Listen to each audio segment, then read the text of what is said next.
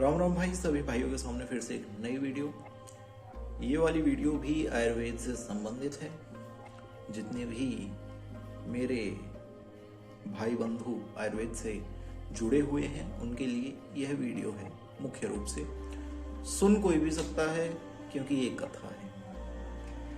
तो इस वाली वीडियो में हम बात करने वाले हैं कि आयुर्वेद के आविर्भावक ब्रह्मा जी के बारे में। आविर्भावक होता है जो किसी चीज को उत्पन्न करता है, यानी ब्रह्मा जी ने आयुर्वेद को उत्पन्न किया। इस कहानी को आज हम जानने वाले हैं, क्योंकि सभी की उत्पत्ति ब्रह्मा जी से मानी जाती है, तो इसीलिए ब्रह्मा को पितामह कहा जाता है। पितामह मतलब बाबा।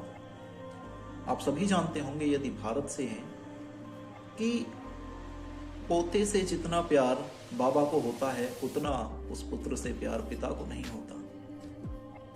यानी संतान से जितना प्यार उसके बाबा करते हैं उतना प्यार पिता भी नहीं करते। और ये बात भारत में ठीक बैठती है, और जगह भी कुछ हद तक ठीक बैठती है, किंतु और देशों के बारे में हम नहीं कह सकते क्योंकि ये बात भारत की है। तो जो हमारे ब्रह्मा जी हैं ये बड़े ही करुणा में हैं, बहुत ही उदार हैं, हमेशा हमारे बारे में चिंतित रहते हैं, हमारे लिए, हमारे स्वास्थ्य के लिए, हमारे जीवन के लिए कुछ ना कुछ करते रहते हैं।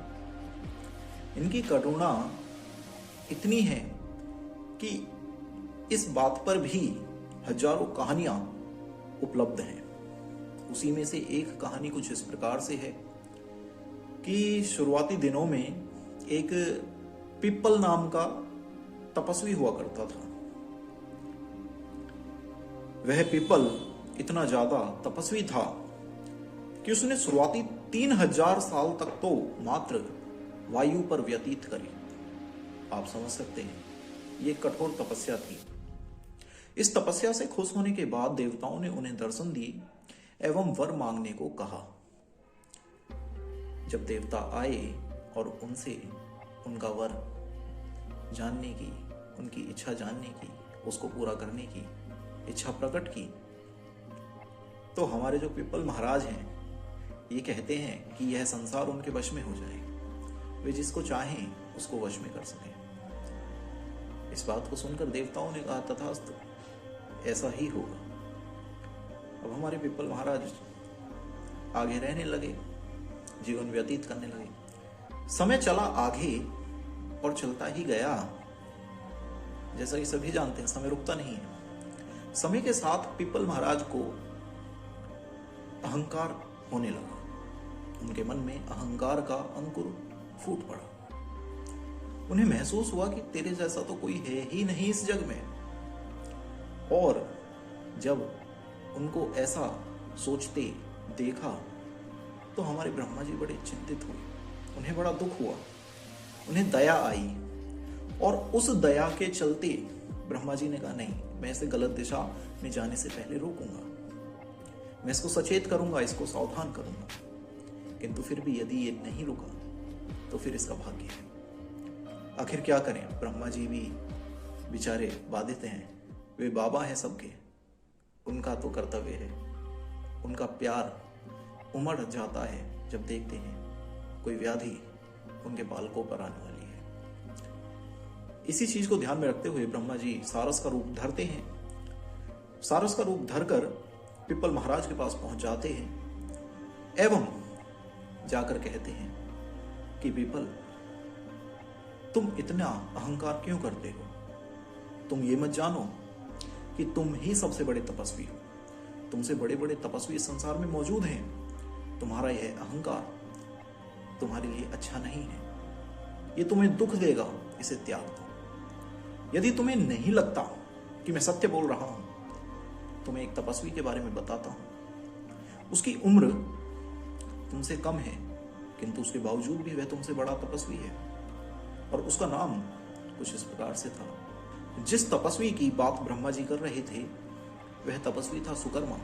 सुकर्मा इतना बड़ा तपस्वी था कि उसका उदाहरण ब्रह्मा को, पिप्पल को देना पड़ा। और जब यह सुना पिप्पल ने तो उसका अहंकार शांत हुआ। अहंकार के शांत होते ही वह समझ गया कि मेरा यह अहंकार मुझे नष्ट कर देता, किंतु फिर भी पता नहीं कैसे उस ईश्वर की कृपा से मुझे यह सारस सचेत कर कर सही मार्ग पर ले आया। और इस ऐसे ही उसका जो आगे का जीवन था वह सही चलने लगा। तो ये जो छोटी सी कहानी थी, ये थी हमारे ब्रह्मा जी की, कि वे कितने उदार हैं हम सभी के प्रति। वे हमें सचेत करते हैं हमारे हर गलत फैसले से पहले कि तुम गलती करने जा रहे हो, किंतु फिर भी लोग नहीं समझते तो इसमें गलती भगवान की थोड़ी है। और जब कर्मों का फल मिलता है तो उसे ब्रह्मा देव भी नहीं टाल सकते। कर्मों का फल सभी को भोगना होता है, यह विधि का विधान है। अब इसी कड़ी में आगे बात करते हैं। ब्रह्मा जी ने हमारे लिए क्या कुछ नहीं किया, इसका उदाहरण आगे कुछ इस प्रकार से मिलता है। जब भी हम ब्रह्मा जी को देखते हैं तो ब्रह्मा जी के जो चित्र है वो कुछ इस प्रकार से है कि ब्रह्मा जी बड़े चिंतित से, बड़े सीरियस एक कमल के ऊपर बैठे दिखते हैं। वह जो कमल है वह ब्रह्मांड जाना जाता है और उस पर ब्रह्मा जी बैठे हैं। ब्रह्मा जी जो चिंतित हैं वो चिंता क्या है? वो चिंतित अपने लिए नहीं, अपितु हमारे लिए है। हमारे लिए चिंतित हैं क्योंकि उन्हें हमारी उत्पत्ति करनी थी, उन्हें वो सब चीजें बनानी थी जो हमारे लिए आवश्यक है। उन्हें जीवन रचना था, उन्हें हमारे स्वास्थ्य का ख्याल रखना था कि किन चीजों से हम स्वस्थ रहेंगे। उन्हें इस चीज की चिंता सताए जा रही थी। और तब इस चिंता का निवारण करते हुए भगवान ने उन्हें दर्शन दिए और कहा कि ब्रह्मा तुम तपस्या करो। भगवान से आदेश पाकर ब्रह्मदेव तपस्या में बैठ गए। तपस्या करते रहे। अचानक से भगवान ने उन्हें पुनः दर्शन दिया और कहा कि तुम सही दिशा में हो, अभी और तपस्या करो। ब्रह्मा ने अपनी तपस्या बढ़ाई और कुछ समय बाद उन्हें वेदों के अर्थ याद आने लगे। वेदों के अर्थ याद आते ही उन्हें वो सब याद आ गया कि कैसे हमारी उत्पत्ति होगी, कैसे हमारा स्वरूप होगा, कैसे किन चीजों के साथ हमारी उत्पत्ति की जा सकती है। ये सब तो उनको ध्यान में आ चुका था। और क्योंकि जब वे हमें बनाने चले तो उस दौरान उनको सिर्फ 5 ही चीजें दिखी थी। वो थी कुछ इस प्रकार से: वायु, जल, आकाश, ब्रह्मांड और उनका अपना शरीर। अब ब्रह्मा के पास वेदों का अर्थ तो था, किंतु वे हमारी उत्पत्ति नहीं कर सकते थे। उन्हें पता था कि हम कैसे दिखेंगे, कैसा हमारा स्वरूप होगा, हमारी क्या क्या आवश्यकताएं हैं, जीवन के लिए क्या क्या आवश्यक है, किंतु फिर भी वे हमारी उत्पत्ति नहीं कर सकते थे। कारण था वेदों के अर्थों से किसी चीज की उत्पत्ति नहीं हो सकती, वेदों के शब्दों की आवश्यकता होती है। और इसी कारण से ब्रह्मदेव ने अपनी तपस्या को और कठोर किया और कठोर करते रहे, कष्टों को झेलते रहे। और तदुपरांत उन्हें वेदों के शब्द सुनाई पड़े। उन वेदों के शब्दों को ब्रह्मदेव कंठस्थ करते चले गए, क्योंकि हमारे ब्रह्मदेव शुद्धधर हैं, जो सुनते ही चीजों को स्मरण कर याद होते।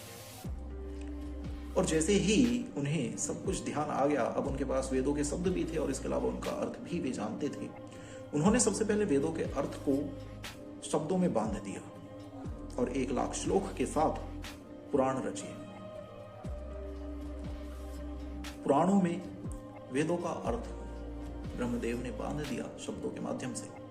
इसके बाद उन्होंने अपने चारों मुख से आयुर्वेद को शब्दों में बांधा और आयुर्वेद के 1 लाख श्लोक के साथ एक संहिता का गठन किया।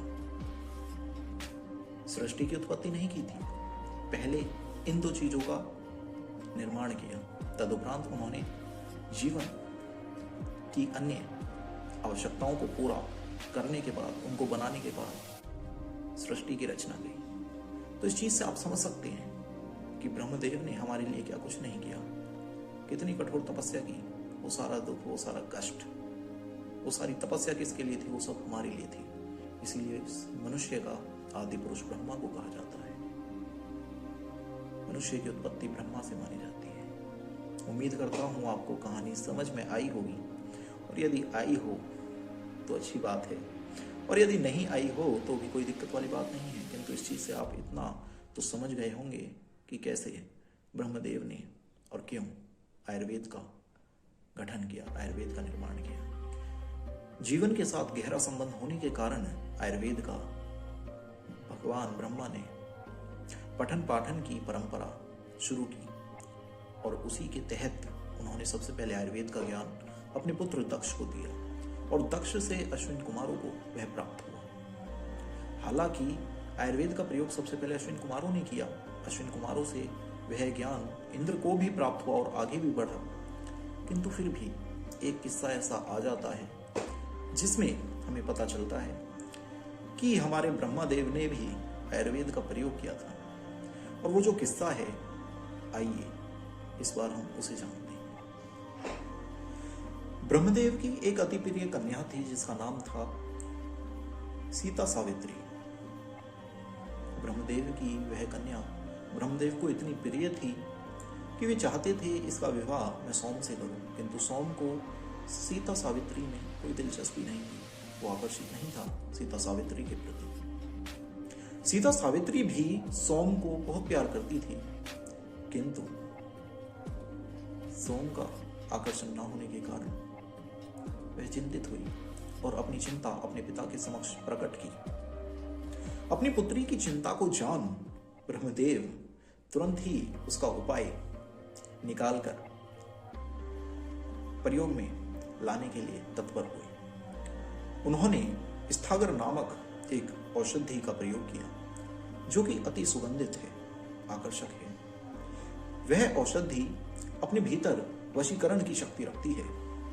हमारे ब्रह्मदेव ने उस औषधि को घिसकर अभिमंत्रित कर उसका टीका अपनी पुत्री के किया, जिसके चलते सोम वशीभूत हो सीता सावित्री के साथ विवाह करने के लिए राजी हुए। ये एक छोटा सा किस्सा हमें मिलता है जो सिद्ध करता है कि हमारे ब्रह्मदेव ने भी नामात्र आयुर्वेद की रचना की, आयुर्वेद को शब्दबंद किया, अपितु इसका प्रयोग भी किया। ये एक छोटा सा किस्सा था आयुर्वेद के आविर्भावक ब्रह्मदेव के द्वारा इसके प्रयोग का। और उम्मीद करता हूं ये कहानी छोटी बेशक थी, किंतु आपको पसंद आई होगी। यदि आई है तो भी धन्यवाद, और यदि नहीं आई है तो भी कोई